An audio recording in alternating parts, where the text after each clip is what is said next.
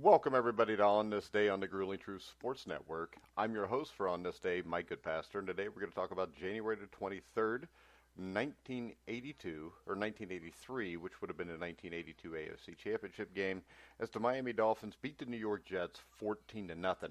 Now, this is a game that's always bothered me because I didn't think the best team won, and that'll happen from time to time, but why the best team didn't win is what is bothersome to me.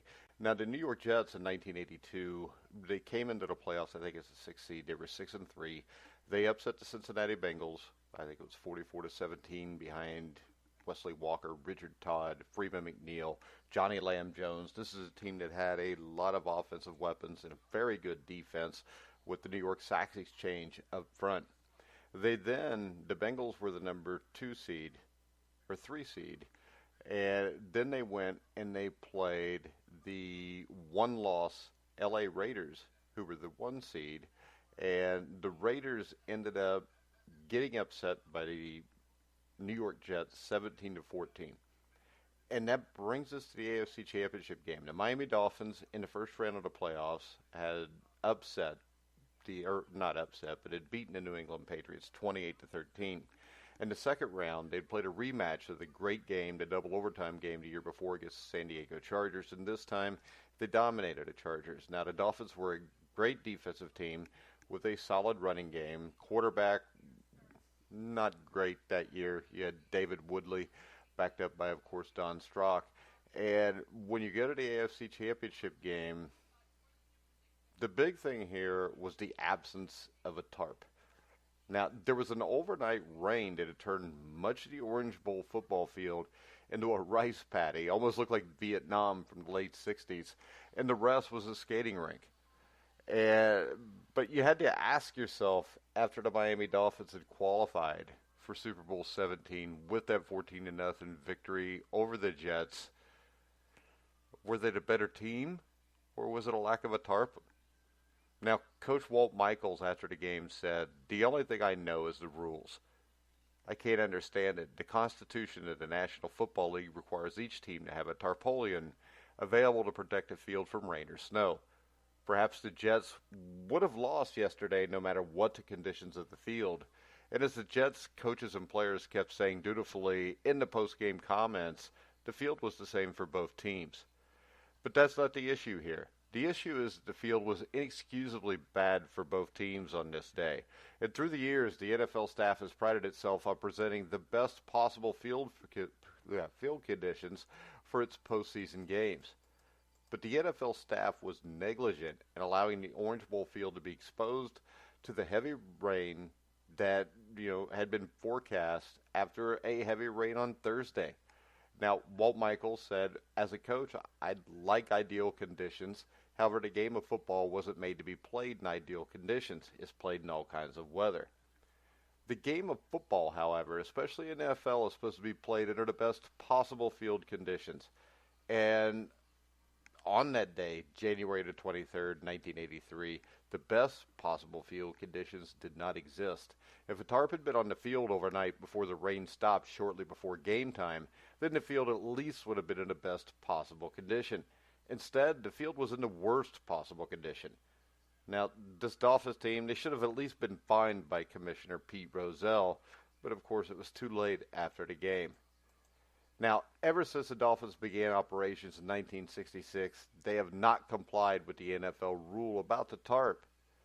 And one of the reasons for that is from 1976 up to 1980 or so, they had a prescription athletic turf with 6 inches of natural grass over 12 inches of sand above 2-inch plastic drain pipes over a plastic liner. 3 other NFL teams also played on similar fields at the time, the Redskins, Niners, and Broncos. But all 4 teams had been advised that the turf would be damaged by a tarp. Now, the reason they didn't have to have a tarp is if you remember those old fields and the way they drained quickly from that surface, so they never had to get one. Now, the Dolphins' answer, when asked after this game why they didn't have a tarp, because now it's a grass field, it's not the prescription athletic turf, And their answer was they weren't responsible for the protection of the field, that the city of Miami operated the Orange Bowl. Now, Don Shula, the Dolphins coach, said, I'd prefer to play on a dry field, but I don't own the Orange Bowl. Ask them. Now, that's a cop-out. And it's a cop-out from Don Shula. And the sad thing was Don Shula, at this point, as an active coach, was actually one of the heads of the NFL's competition committee. Now, the Jets didn't own Shea Stadium either, but they had to supply a tarp. Now, Tim Davey, who's the director of facilities operations for the Jets, after the game said, after our tarps got torn up from the snow before our last home game this season, which would have been 1982 with Tampa Bay, the league actually ordered us to get new tarps in case we had a home game in the playoffs. We had to buy 3 tarps, each 90 feet by 170 feet at $4,200 each.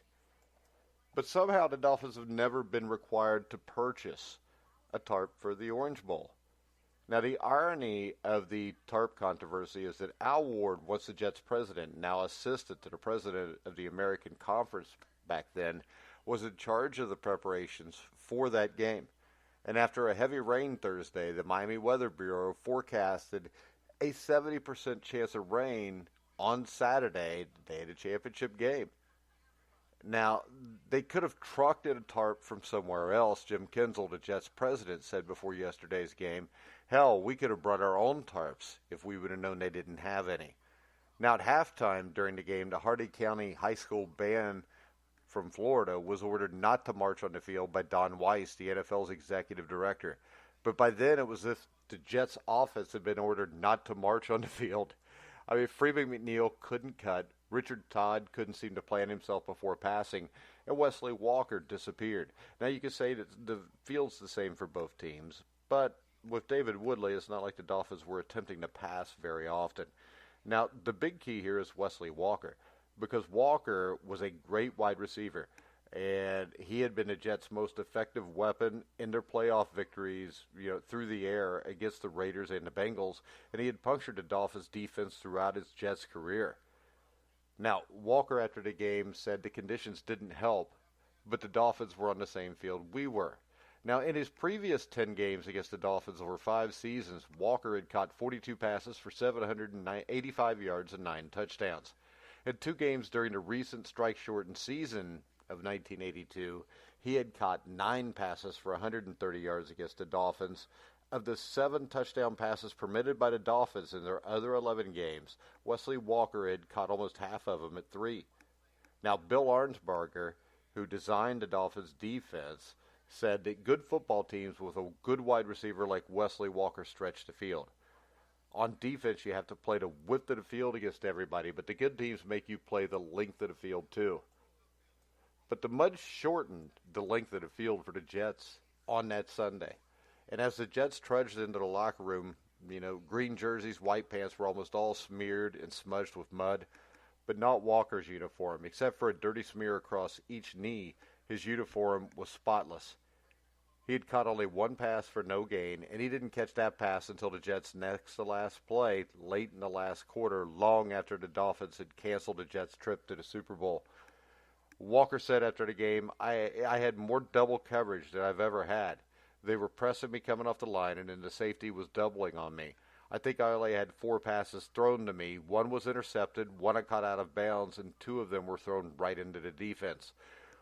Now, on a slippery field, a pass receiver is supposed to have the advantage over the defensive backs because he knows where he's going, and the defensive backs don't. But it didn't work that way for Wesley Walker on that day. Now, Joe Walton, the Jets' offensive coordinator, said later, we were trying to get the ball to Lamb Jones because they were using single coverage on him, but the Dolphins were doing a good job on him and on the tight end and on the backs. Where are you going to go after that? Now, as it turned out, the Jets went home instead of the Super Bowl that night, wondering what might have been if there had been a tarp on the field. Meanwhile, the Dolphins advanced to Super Bowl XVII against the Washington Redskins in Pasadena, and we're just left to wonder why the Miami Dolphins didn't have a tarp. Now, the Dolphins, like I said, they wanted to blame the city of Miami, but the NFL, even when cities owned other stadiums, forced those teams to have a tarp. Now, there's a lot of conspiracy theories about whether Don Shula ordered them not to put a tarp on. But I think the fact is this. I don't think that he ordered them not to put the tarp on, but they didn't have a tarp. And Don Shula, as part of the competition committee, it looks like he would have demanded that his own team would have played by the same rules that everybody else did. But Don Shula, one of the faces of the NFL, has never been ordered to play by the same rules everybody else did. And Don Shula did a lot of complaining about the New England Patriots and the cheating, especially when the Patriots threatened his undefeated season. But Don Shula, if you look at his history, number one, he was the coach that lost to the New York Jets at Super Bowl XVII. He coached from 1974 to the end of his career in 1993 without winning another Super Bowl. He was owned in Super Bowl XVII by Joe Gibbs. And he is a man that was the first to cry wolf when he thought he was being screwed over. But in cases like this, where he had a chance to do the right thing, like most, he fell short also. So, when I look at this, and I look at what the Jets did to the Bengals and the Raiders, who I think were two superior teams to the Miami Dolphins in 1982, I do believe that the New York Jets would have made it to the Super Bowl. I think the Jets would have been much more competitive against the Redskins. And I'll say it now. I think the New York Jets in Pasadena better than a 50-50 chance to win the Super Bowl, which would have been their first Super Bowl championship since Super Bowl III.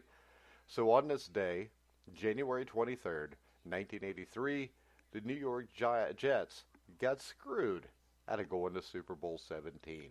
All right, guys, you can check out On This Day on the Grueling Truth Sports Network every day. Follow us on the Grueling Truth, at Grueling Truth on Twitter. You can hear all of our shows on iHeartRadio, iTunes, TuneIn, Spreaker, Stitcher, Spotify. Wherever you find sports podcasts, you'll find The Grueling Truth. So, this has been Mike Goodpaster. You've been listening to The Grueling Truth, where the legends speak.